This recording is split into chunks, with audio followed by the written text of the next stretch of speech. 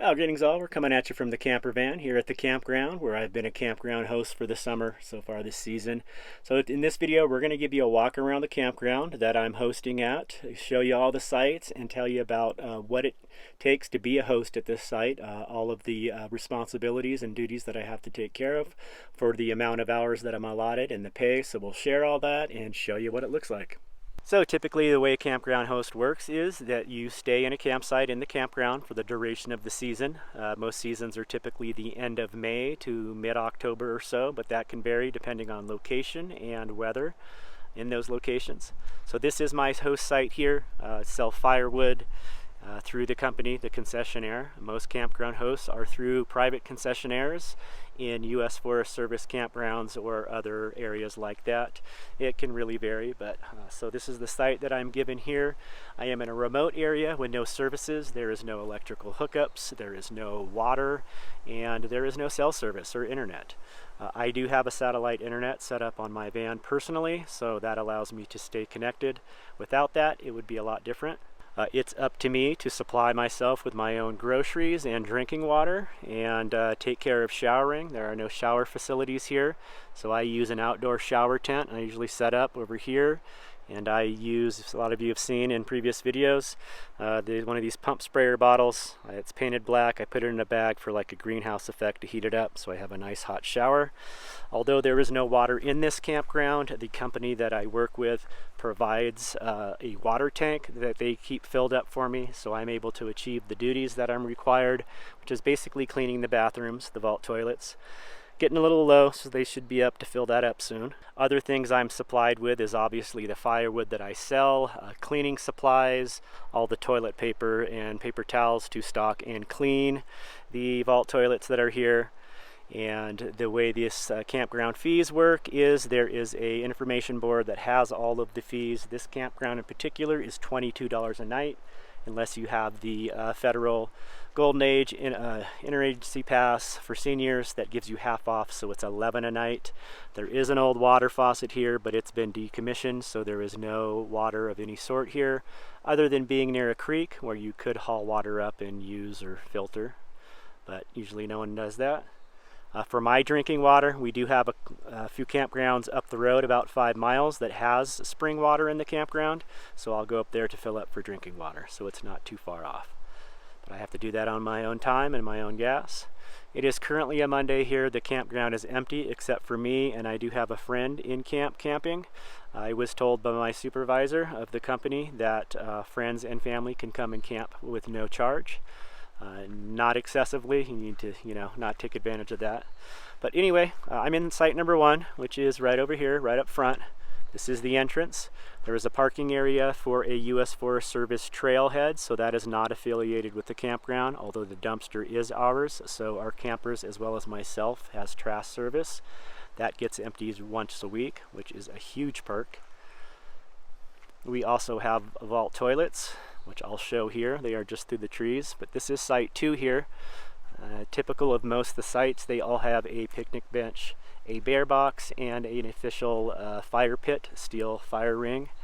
This is a nice long pull-through spot, and the camping area is kind of just up above here where the table and fire ring is. So my duties are, at this campground, I'm allotted 10 hours a week. I get paid, it's kind of like a salary, I just get paid 10 hours a week, but I'm expected to do all the duties within that time. Whether it takes me longer or shorter, I still get paid the 10 hours. So those duties would be coming in here and doing any trimming of any grasses or weeds that come in. I'm going to go wide angle here. And raking around the fire pit, cleaning out the fire pit after a camper has been here so there's not excessive coals. We try to keep the level as low as possible, so if the ash and coals build up, it's more of a fire hazard, so that's the reasoning on that. I need to come and get some of this out of there. There's some tin foil and some extra coals, so I have a little bucket and a shovel that's provided, and then a line trimmer, weed whacker, that I can come in and make sure that the weeds don't encroach, and a big rake to rake around, and that's kind of expected after every camper leaves. Bear boxes. A lot of people don't know what these are. No, you don't use these to hide in when a bear is chasing you. It is a box that is supposedly bear proof. The way the handle is set up, a bear can't get his paw in there. So it's a safe place to store stuff that would be bear attractants. Some people store firewood in it. Looks like they did that here. And the idea is typically most campground type campers, they like to have their outdoor kitchen, so they have their camp stove, their grill, all their dishes and pots and pans, and a dish pan and food items. And in an area like this that does have black bears, leaving all that stuff out overnight is not good. That attracts bears. They come in, they become more conditioned to humans, and it just becomes a problem. So the idea is that every night you clear your table, put all your dishes, camp stove, everything in that box. And that way it's safe from a bear getting to it. So that is the idea behind that. And it's kind of supposed to be enforced. I haven't had to do that. Most people know what's up. The other option is to leave your stuff in a hard-sided vehicle. It's just as safe. Although bears do try to get in vehicles, so it might be best to use the bear box. So that's one site, and again, I'm required to do the landscape maintenance here, which would be keeping any weeds or grasses that encroach into this site. Which happens. I've kept this cleared. It was all growing out this far, and you know, I've over the weeks and months of being here got it at a pretty maintainable level. Another example of a site here. This site actually floods, which is part of my duties as a host to report that to the company, which they report to the U.S. Forest Service. When it rains heavy, pretty much we're down in a valley, all of the water comes down the drive right into this campsite, creates a little 3-stage waterfall down the steps, and floods out the whole table. So that's been reported. What they need to do is do a diversion culvert to bring it over here so it doesn't go in a site. And again, yeah, doing the maintenance. So what I'll do here, have to come and clean out that fire pit, do some raking. The grass has really slowed down. We had a stretch of heat wave, although it's been raining the last couple days. And then, you know, cleaning up any trash. There's some paper down here. That's their ticket. And then the toilets are the big one. And that's the thing I think that deters a lot of people, is having to clean toilets that strangers use. But this is a slow campground. We have 11 sites total. I occupy 1, so that means 10 sites to maintain, 10 sites that can be filled with campers. I have yet to have a full campsite. I've had, I think, all but 2 sites filled, maybe all but 1 on our busiest weekend.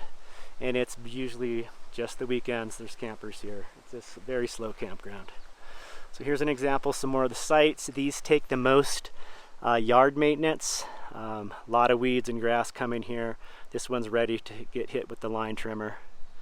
That equipment, again, is all provided by the company, and it's their duty to keep me supplied with gas for the line trimmers or mowers or whatever you have, rakes, all that stuff. That's all supposed to be provided. And this is the glorious part. So these are our vault toilets. This is a U.S. Forest Service campground, and this is an older vault toilet. A lot of these have been decommissioned, torn down, and rebuilt. They're all concrete, the new style, very uniform that you see. So this one's a little unique, being older. And yeah, it's my duties to keep these cleaned and stocked. So that typically involves, of course, in the early week, not much maintenance at all. We've had some rain, so there's a little mud on the floor. Need to get a roll of toilet paper in there. That holds 3. There's 1 empty. And then actually coming in with a spray cleaner and paper towels or rag and sanitizing, cleaning everything. You're supplied with nitrile gloves, so you don't have to touch anything with bare hands. I just cleaned in here, so I'm okay with opening that. I feel like I keep my toilets really clean. I get complimented a lot. I do my best, even though they're older buildings. And the way vault toilet works, I'll show you real quick, because I'm sure people will ask. There are different types of remote toilets. There's pit toilets, which is basically just a hole in the dirt. You see those in very remote places, and you don't see those very often anymore because of the environmental impact. It's called a vault toilet because it's a big concrete vault underground.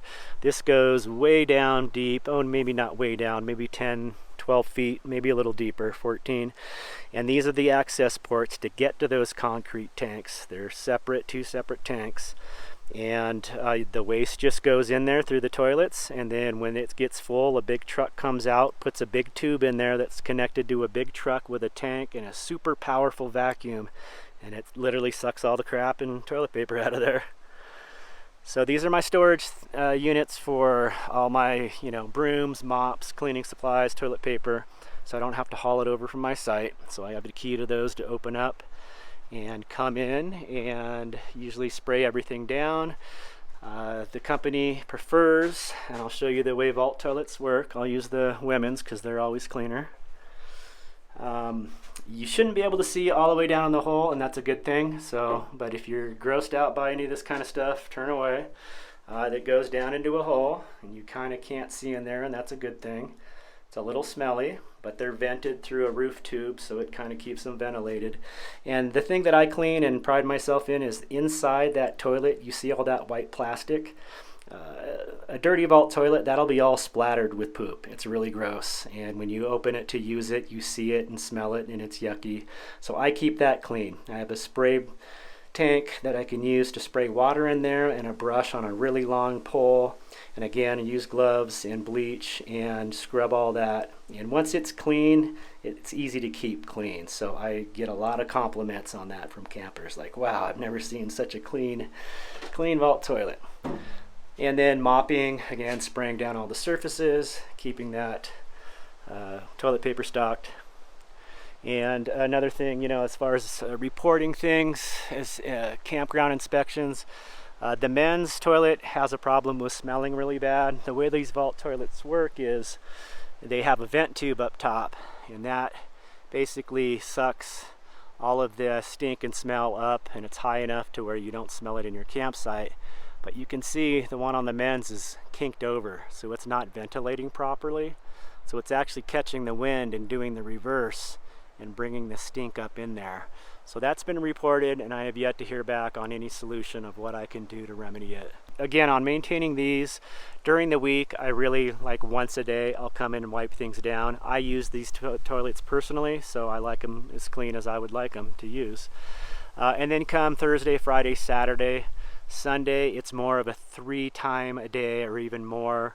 Come in the morning, check everything, give it a wipe down. Then in the afternoon, usually need some toilet paper. Again in the evening, and I'll mop as needed each of those visits here.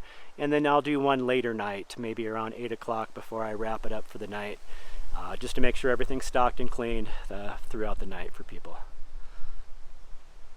And then while there's campers here, I'll walk this loop a lot and just kind of wave to everybody, and that's their opportunity to holler at me if they need anything. I'm usually in uniform when I walk around, so it's very low maintenance here. I have not had, just campers come here to camp, fish, and in a few weeks they'll be coming here to hunt. So it's very low maintenance. Most of the campers want to be left alone, so there's not a lot of interaction. Had a few campers that are more friendly and chatty, and met some really cool people. Had a lot of subscribers stop by and camp, so that's been awesome. So again, just kind of making sure the campgrounds are tidy and invitable. The raking is a big thing. I feel like that really makes the site attractive when you walk up to like this area and you see fresh rake marks around the picnic table and fire ring. It just lets you know that it's been, maintained, and it looks nice and clean. We had a heavy rain last night, so it took all my rake marks away. So like in this site here, another thing that goes on my kind of inspection list is like this picnic table could use paint, and the company knows about that. I just haven't seen any paint yet, but that would be something that I could probably work in with my 10 hours, over a course of a month, maybe do a table every week. But yeah, again, getting supplies is sometimes challenging, and we're short-handed. Our defense, we are short host in this district. Actually 2 hosts. One of them passed away, the other one quit, and we don't have a maintenance guy, which is huge. That's why we're having the most problems. That would be who maintains all of our equipment and brings me gas for that equipment, make sure the mowers and everything's running good. And not having one for the season has been a huge hit. So for a lot of host positions, you are given a golf cart. This is a small enough campground where I haven't been provided one. I was kind of asked if I wanted one, and I declined. I kind of feel like they wouldn't be able to get one up here anyway. just with being short-handed with our maintenance guy. Another example of a good site. This one has an awesome view of the peak here. The other big responsibilities of a campground host is making sure that campers pay the fee. That's pretty much the big deal. That and the toilets. And that's probably the most challenging part. I wouldn't say most challenging, but potentially most challenging when a problem does arise. It's my least favorite thing to deal with. Just causes me a lot of anxiety and just not fun. So the situation can be, like this campground in particular was free at one time years ago when it was still managed by the Forest Service, and then I think the Forest Service did put a small fee on it, but there was no host. So most people that camped here never paid a fee, and I think got used to that, and this is a fairly new change with this $22 fee, which I believe is a high fee for a primitive or a campground with no water and just a vault toilet. So I'm going to sit down and tell you a little bit about that. This is the fee station here, and typically the way it works is people will come in, they know the routine, so they'll just drive around. They're going to camp here, they park, walk up, grab an envelope, they put the site number, their vehicle type, and they have half of the tag they hang on their car and a little site tag, and then they put the fee envelope in that tube there, which is a security little vault thing I have the key for. So when they do that, I can get that fee and kind of check and make sure they paid right, properly. And then oftentimes people will just stop pulling here at the entrance stop and come read the board first. They're unfamiliar with the system. And if I'm around, I'll hop out, and that's when I'll talk to them and play host and, you know, let them know the situation, and feel free to find a site you like and come on up and pay the fee. You can give it to me or put it in the box, either way.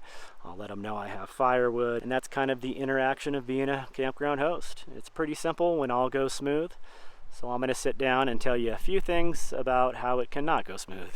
Okay, so I'm going to sit down for a little bit and talk a little bit about my experiences being a campground host, but I'm also going to draw on a lot of what's been shared with me personally through people I know on the road, had met face-to-face, that have shared some information about their campground host experience.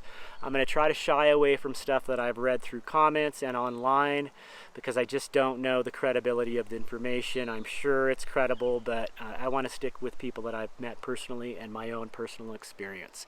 So I left off there with interacting with the host as far as collecting the fees. And I say that is kind of the most challenging part. It's just not always a challenge. But when it is a challenge, it's a big challenge for me. And I think this comes down to personality type. And I definitely think there is a personality type for being a campground host. And I'm kind of right on the edge. I'm not like super Mr. Social, but I can get by. I can turn it on when I need to, and that's usually in a workplace environment. So it's, you know, a matter of just trying to be personable and welcoming, and I offer any information that I have about the area that I've learned, which is usually the case. Folks in this campground usually seem to either know their area really well, they've been coming here for years, or they've never been here before. So it's either checking in and, yep, you know the area, you know what's up, or, okay, this is what your options. We've got a lake, we've got these other campgrounds, trails, things to do, what's near the campground. And that's generally the interaction. When everything's gone smooth, they've paid their fee. I know from a lot of other hosts that I've talked to, that I've met personally, busier campgrounds, collecting fees is a lot more of a challenge on a regular basis than it's been for me. Just people come in, try to camp for a night and sneak out, or post up for a couple days and just lag on paying, and you've got to nag them, and you just really get the vibe that they just want to camp here without paying and just don't care. There is dispersed camping in this area, so that's one thing I offer with people that where it seems like they're not happy with the high fee, and just say, hey, there's dispersed camping, it's not too far away, you've got this choice, you've got that choice, no toilets, no trash dumpster, but totally free, and that seems like what you're looking for. And then other people just continue to complain, oh, this used to be free and it had water and now the water doesn't work and now there's a fee on top of that. Like, what's up with that? And it's a concessionaire and a host. So I have had some interactions like that where it's just been more of a discussion, but very negative on their part. And they're really just kind of voicing, you know, and I get it. I've been to campgrounds before that were free, and when that changes, it's a bummer, and I usually just stop camping there. And then I've had really only one real true incident with a camper that just didn't want to pay and continued to camp here day after day. And it was just really annoying, just blatant. And I'm sure someone out there would in your head say, oh, we'll just call the police, call the ranger, and that's just not an option. I've already talked with the ranger. That's not something they come out here for. It's too remote. Their resources are too thin. He basically told me unless someone's dying or about to get shot, no calling them for noise if people are not compliant with loud music at night. None of that we can come out for. That's your job to deal with. So with that, I had this camper that came in, and they had horses, which aren't allowed in the campground, and he knew that. There's a spot up front in the public trailhead parking lot with hitching posts. So he parked his horse trailer there, hitched up his horses there. He's really cool about that. And then got set up in a camp, and then his friend came in and set up at the camp next to him, so occupying two separate campsites, and just didn't pay. And I was kind of doing my laps and cleaning the bathrooms, and he saw me once and said hey. And at that time I didn't have my campground host sign. It was early in the season, so he didn't realize I was a host. He thought I was another camper and asked me how the fishing was, and I said, oh, I hadn't been fishing yet, I'd been busy working. And he was like, what? I haven't been fishing, what's wrong with you? And I says, oh, I'm the host here. I've been real busy. I've been doing maintenance at other campgrounds. And he says, camp host? What the heck? He says, you work here? He's like, so this is what you're doing for work? Like, this is your job? It's very kind of negative and condescending and whatever. And I have my name tag, so he starts calling me by my name, and you're just kind of almost picking on me. Like, he mentions something about the way I walk. He's like, you got a limp? What's wrong with you? Just weird interaction. And so I was like, okay, he knows I'm the host now, and maybe he'll pay by the end of the day, and didn't. So the next day I went over with an envelope. This was advice from my manager. I write down the license plate numbers of his vehicles, and which is something they're supposed to fill out anyway, and handed it to him and said, hey, this is, again, a fee area, just reminding you guys. And he just kind of glared at me and snapped the envelope out of my hand, and that was that. Another day passed, and just, and they're going out on horse rides and enjoying the campground, using the bathroom, and other campers are here and they paid.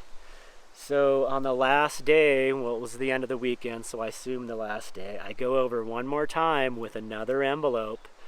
And it says, hey, just want to remind you again, guys, it is a fee campground. It was not demanding payment. It was just like reminding. And he goes, oh, yeah, okay, well, just by the way, Brian, because I got a name tag. Just asking you, Brian, and he's a tobacco chewer, and he's like spitting his chew right at my feet, like just missing my feet, just very kind of passive aggressive energy. And it's just like, what we really want to know is, for $22, for one, why doesn't the water work? And two, you can go up the road and they have water and it's cheaper. And I said, well, for one, it's not. It's the same price up the road. It's still $22. And yes, they have water and they have empty sites. You have a choice to go up there and camp and have water.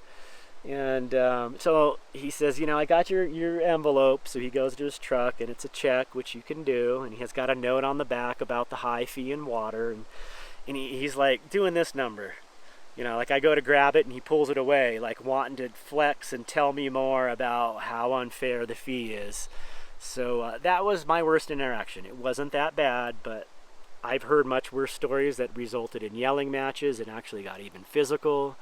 So, and that's not my thing. That kind of interaction causes me a ton of anxiety. When I'm done interacting with him, I go back to my camper and I'm all worked up and jittery. And so that's a sign to me that I'm really not the personality type. If this was any bigger of a campground and more problematic of a campground, I probably would have left by now, honestly. And I'm one to not leave jobs, but when it comes to interacting with other humans that are just not rational and sane, like I have a very low tolerance for that, and there's a big potential for that happening in a host position. So I would say that is probably the biggest thing to be aware of, and really ask yourself if that's something you can handle. Would I come back to this campground and do this again? Very possibly, but I would never do a campground bigger than this and closer to a busy town than this. That would be a busy party campground. No way, I wouldn't be able to handle that. So I feel very lucky to have gotten into my first experience, it being pretty decent as far as the campers go. Now, as far as the company that I'm working for, they are struggling. They took on this district. This is their first season here. The concessionaire from the previous years lost the bid, and now this concessionaire is in. They're very understaffed. We do not have a maintenance person, haven't had one the whole season. We had 2 that came and quit. The last one was 85 years old and couldn't handle the altitude. We had a host die on us, and then we have a problem host, and we haven't had any replacements on those empty positions. So our manager is spread really thin, not bad-mouthing him in any way. He's done an exceptional job of making the best of a bad situation. I feel like he's probably incredibly underpaid for all the stress he's going through. But all that is not my problem. I'm here to be a host at this campground. That's what I'm being paid for. So if you're the personality type that has a hard time, you know, hearing about all this politics stuff and downfalls of what's going on at this season with this company, that's probably not a good fit for you. And that's with most seasonal jobs. I've noticed that every seasonal job I've done, there's always a group of the employees, the seasonal employees, my fellow workers, that spend all of their time and energy focused on what's wrong with the company, what needs to be fixed. And then, there's something to that, but if you're just obsessed about it and that's all you talk about, it brings down the workforce and it makes for a negative experience. So there's a lot going wrong with this company and how they're handling this season, but I just don't pay attention to that. I'm here to have a good time. I took a low-hour position to have free time to go fishing and hiking, and I'm tempted. I got involved for a little bit. Like, I wanted to be that guy that fixed all the problems, and for the pay, it's just not worth it. It's not my problem. I'm not the manager. I'm not the maintenance guy. So I've heard other stories. This isn't unique to me. I've even had comments on some of my videos since I've been posting at this job, how that seems to always happen. Someone quits and then all of a sudden you're asked, and it's not mandatory. You oftentimes wants to do the right thing and be helpful, be a team player, but then you just end up working too hard and not getting compensated well for it. So my advice is just to look at the job for what it is, face value, and decide whether or not you're capable of actually doing the work physically, if the money is sufficient. And for a lot of people it's not, and it's not a job they can do. But if it is something you can do and you think you're interested, I'm going to do another follow-up video with some real specifics about this job. I didn't want to get into it in just one video because it's going to be pretty heavy. It may offend some people that actually do this year after year, but I feel like it's a very honest take. And I feel like it's a lot of information that's across the board. It's not just campground hosting. So you can look forward to that. And I think I'm going to wrap it up, guys. I just wanted this to be a little informational. I've been getting a lot of questions about just around the campground and what I actually have to do. And at this point in the season, it's pretty smooth. We're slowing down. All of the grass isn't as growing as much. So it's gotten pretty smooth and pretty comfortable. I got a lot of free time. Been doing a lot of fishing. And I just really feel like I've been living in the mountains of Colorado for most of the summer. So that's what I got for you this time, guys. Look forward to the next one soon here. Take it easy. We'll see you soon. Peace.